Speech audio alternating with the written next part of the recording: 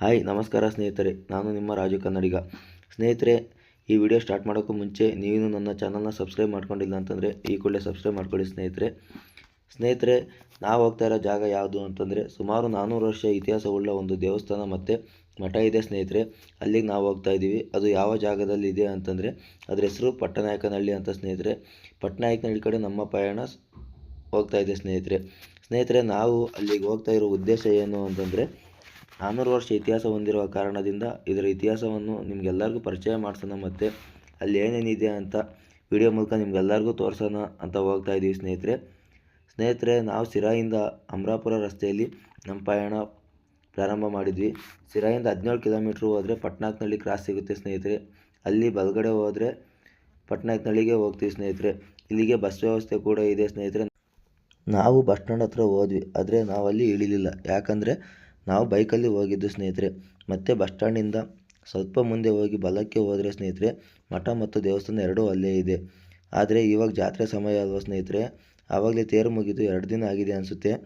ಮತ್ತು ನಾವು ದೇವಸ್ಥಾನ ಪೂಜೆ ಮಾಡಿಕೊಂಡು ದೇವರ ದರ್ಶನ ಮಾಡಿಕೊಂಡು ಮಠ ನೋಡ್ಕೊಂಡು ದೇವಸ್ಥಾನ ಮತ್ತು ಮಠ ಇವೆರಡರ ಇತಿಹಾಸ ತಿಳ್ಕೊಳ್ಳೋಣ ಅಂತ ಮುಂದೆ ಹೋದ್ವಿ.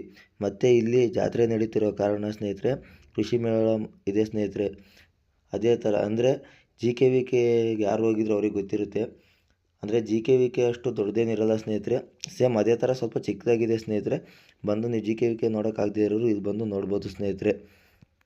ಮತ್ತು ಸ್ನೇಹಿತರೆ, ಇಲ್ಲಿ ಜಾತ್ರೆ ಪ್ರಯುಕ್ತ ಎಲ್ಲ ಅಂದರೆ ಪ್ರೌಢಶಾಲೆ ಮಕ್ಕಳಿಗೆ ಸ್ಪೋರ್ಟ್ಸ್ ಇಕ್ಕಿದ್ರು ಸ್ನೇಹಿತರೆ. ಅದರಲ್ಲಿ ನಮ್ಮ ಪ್ರೌಢಶಾಲೆ ಮಕ್ಕಳು ಜಾತ್ರೆ ಪ್ರಯುಕ್ತ ಸ್ಪೋರ್ಟ್ಸಿಗೆ ಬಂದಿದ್ದರು. ಅವರು ಬಂದು ಕಬಡ್ಡಿನ ಗೆದ್ದಿದ್ರು ಸ್ನೇಹಿತರೆ. ಅವ್ರನ್ನ ಆಮೇಲೆ ಮಾತಾಡ್ಸೋಣ ಅಂತ ಅವ್ರೇನು ಸಿಕ್ಕಿರಲಿಲ್ಲ ನಮ್ಮ ಕೈಗಿನ್ನ. ಅವ್ರನ್ನ ಆಮೇಲೆ ಮಾತಾಡ್ಸೋಣ ಅಂತ ದೇವಸ್ಥಾನ ಹತ್ರ ಹೋದ್ವಿ ಸ್ನೇಹಿತರೆ. ದೇವಸ್ಥಾನದ ಹತ್ರ ಹೋಗಿ ದೇವ್ರ ದರ್ಶನ ಮಾಡಿಕೊಂಡು ಪ್ರಸಾದ ತಗೊಂಡು ಸ್ವಲ್ಪ ಹೊತ್ತು ಯೋಚನೆ ಮಾಡಿದ್ವಿ ಸ್ನೇಹಿತರೆ. ಅಲ್ಲಿ ದರ್ಶನ ಅಂತ ಒಬ್ಬರು ಅಣ್ಣ ಇದ್ದರು ಸ್ನೇಹಿತರೆ. ಅವರಿಗೆ ಓಂಕಾರೇಶ್ವರ ದೇವಸ್ಥಾನ ಮತ್ತು ಗುರುಗುಂಡ ಬ್ರಹ್ಮೇಶ್ವರ ಮಠದ ಇತಿಹಾಸ ತಿಳಿಸ್ಕೊಡ್ರಿ ಅಂತ ಕೇಳಿದ್ವಿ ಸ್ನೇಹಿತರೆ. ಅದಕ್ಕೆ ಅವರು ಸರಿ ಅಂತ ಒಪ್ಕೊಂಡು ಇತಿಹಾಸನ ತಿಳಿಸ್ಕೊಡೋಕೆ ಮುಂದೆ ಬಂದರು ಸ್ನೇಹಿತರೆ. ಅವ್ರು ಏನು ಹೇಳ್ತಾರಂತ ಅವ್ರ ಬಾಯಲ್ಲೇ ಕೇಳಿ ಸ್ನೇಹಿತರೆ. ತುಮಕೂರು ಜಿಲ್ಲೆ ಶಿರಾ ತಾಲೂಕು ಪಟ್ಟನಾಯಕನಹಳ್ಳಿ ಗೋಳ್ಗೆರೆ ಹೋಬಳಿಯಲ್ಲಿರುವಂಥ ಶ್ರೀ ಗುರುಗುಂಡ ಬ್ರಹ್ಮೇಶ್ವರ ಸ್ವಾಮಿ ಸಂಸ್ಥಾನ ಮಠದಲ್ಲಿ ಈ ಮಠ ಒಂದು 400 ವರ್ಷದ ಇತಿಹಾಸವುಳ್ಳಂತಹ ಮಠ ಇದೆ. ಈ ಮಠದಲ್ಲಿ ನಮ್ಮದು ಮೂಲ ಮಠ ಬಂದು ವಿಜಯಪುರ, ದೇವನಹಳ್ಳಿ ತಾಲೂಕು ವಿಜಯಪುರ ಎಂಬಲ್ಲಿ ನಮ್ಮ ಮೂಲ ಮಠ ಇದೆ.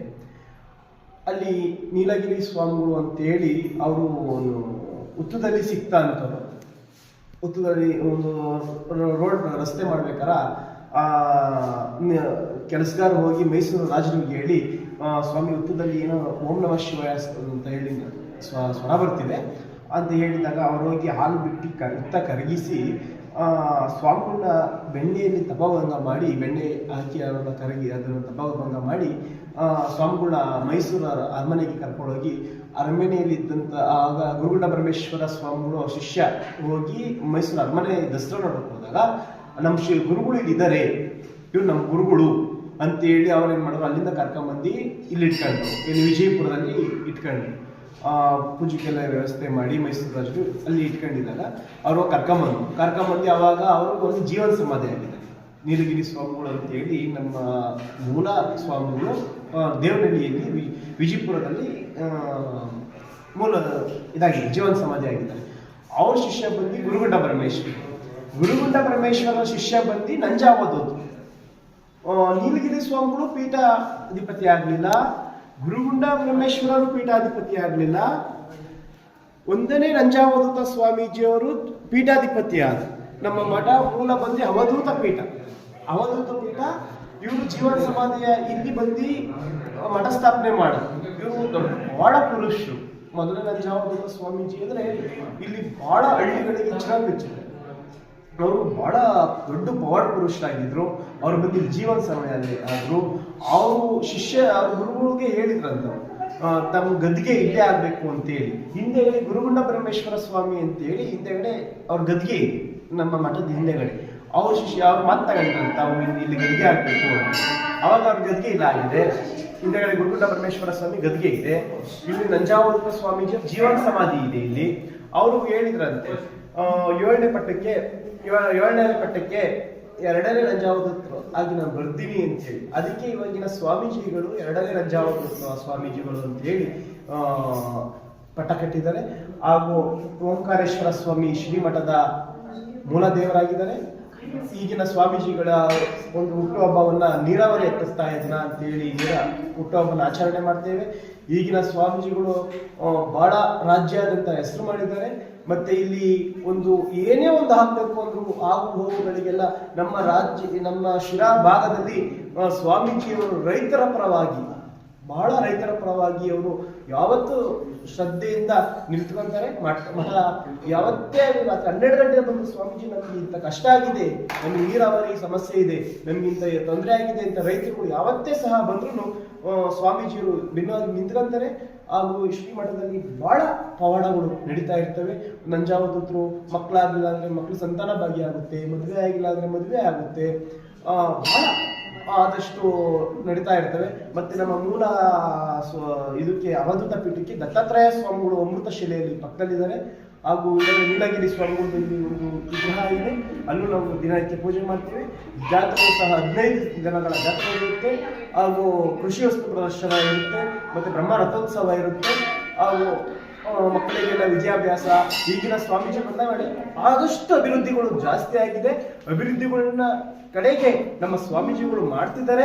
ನಮ್ಮ ಸ್ವಾಮೀಜಿಯವರು ಅಂದ್ರೆ ಈ ಭಾಗದಲ್ಲಿ ದೇವರಂತೆ ಕಾಣ್ತಾರೆ. ನಂಜಾವದತ್ತ ಸ್ವಾಮೀಜಿ ಅಂತ ಅಂದ್ರೆ ಈ ಭಾಗದಲ್ಲಿ ದೇವರು ಅಂತ ಹೇಳಿ ಅವ್ರನ್ನ ಪ್ರೀತಿಸ್ತಾರೆ ಜನಗಳು. ಪ್ರತಿಯೊಂದು ಮನೆಗೂ ಹಳ್ಳಿಗಳಲ್ಲಿ ಹೋಗಿ ನೋಡಿದ್ರೆ ಸ್ವಾಮೀಜಿಯವ್ರ ಫೋಟೋ ಇಟ್ಕೊಂಡು ಪೂಜೆ ಮಾಡ್ತಾರೆ. ಓಕೆ ಸ್ನೇಹಿತರೆ, ಓಂಕಾರೇಶ್ವರ ದೇವಸ್ಥಾನ ಮತ್ತು ಗುರುಗುಂಡ ಬ್ರಹ್ಮೇಶ್ವರ ಮಠದ ಇತಿಹಾಸವನ್ನು ನೀವು ಕೇಳಿದ್ರಲ್ಲ ಸ್ನೇಹಿತರೆ. ಈ ಇತಿಹಾಸ ಕೇಳಿಬಿಟ್ಟು ನಿಮಗೆ ಮನಸ್ಸಲ್ಲಿ ಏನು ಅನ್ನಿಸ್ತು ಅಂತ ಕಮೆಂಟ್ ಬಾಕ್ಸಲ್ಲಿ ಕಮೆಂಟ್ ಮಾಡಿ ಸ್ನೇಹಿತರೆ. ಹಾಗೆ ನಾವು ಇತಿಹಾಸ ತಿಳ್ಕೊಂಡು ಹೊರಗಡೆ ಬಂದುಬಿಟ್ಟು ಗೋಶಾಲೆ ಇದೆಯಲ್ಲ ಸ್ನೇಹಿತರೆ, ಇಲ್ಲೇ ಪಕ್ಕದಲ್ಲಿ ಗೋಶಾಲೆ ಕೂಡ ಇದೆ. ಅಲ್ಲಿಗೆ ಹೋಗಿ ಗೋಶಾಲೆ ನೋಡಿಕೊಂಡು ಮತ್ತೆ ಸೈಡಲ್ಲೇ ಮಠ ಇದೆ ಸ್ನೇಹಿತರೆ. ಆ ಮಠನೂ ಕೂಡ ನೋಡ್ಕೊಂಡು ಸೀದಾ ನಾವು ಹೋಗಿದ್ದೆ ಕಬಡ್ಡಿ ಹುಡುಗರ ಹತ್ರ ಹೋಗಿ ಅವ್ರನ್ನ ಮಾತಾಡಿಸ್ಕೊಂಡು ಒಂದು ಫೋಟೋ ತಗೊಂಡು ಸೀದಾ ಊಟ ಮಾಡೋಕ್ಕೆ ಬಂದ್ವಿ ಸ್ನೇಹಿತರೆ. ಊಟ ಮಾಡ್ಕೊಂಡು ಕೃಷಿ ಮೇಳದ ಹತ್ರ ಹೋದ್ವಿ ಸ್ನೇಹಿತರೆ. ಕೃಷಿ ಮೇಳದ ವಿಡಿಯೋ ನಾಳೆ ದಿನಗಳಲ್ಲಿ ಅಪ್ಲೋಡ್ ಮಾಡ್ತೀನಿ ಸ್ನೇಹಿತರೆ. ಸದ್ಯಕ್ಕೆ ಇವಾಗ ಕೃಷಿ ಮೇಳ ನಡೀತಾ ಇದೆ. ಯಾರಾದರೂ ಹೋಗಿ ನೋಡೋಂಥವ್ರಿದ್ದರೆ ಹೋಗಿ ನೋಡ್ಬೋದು ಸ್ನೇಹಿತರೆ. ಓಕೆ, ನೋಡಿದ್ರಲ್ಲ, ಈ ವಿಡಿಯೋ ನೋಡಿ ನಿಮ್ಗೆ ಇಷ್ಟ ಆಗಿದರೆ ಒಂದು ಲೈಕ್ ಮಾಡಿ, ನಿಮ್ಮ ಕೈಲಿ ಎಷ್ಟಾಗುತ್ತೋ ಅಷ್ಟು ಮ್ಯಾಕ್ಸಿಮಮ್ ಶೇರ್ ಮಾಡಿ ಸ್ನೇಹಿತರೆ. ಈ ವಿಡಿಯೋ ನೋಡಿದ್ದಕ್ಕಾಗಿ ತುಂಬ ಧನ್ಯವಾದಗಳು ಸ್ನೇಹಿತರೆ.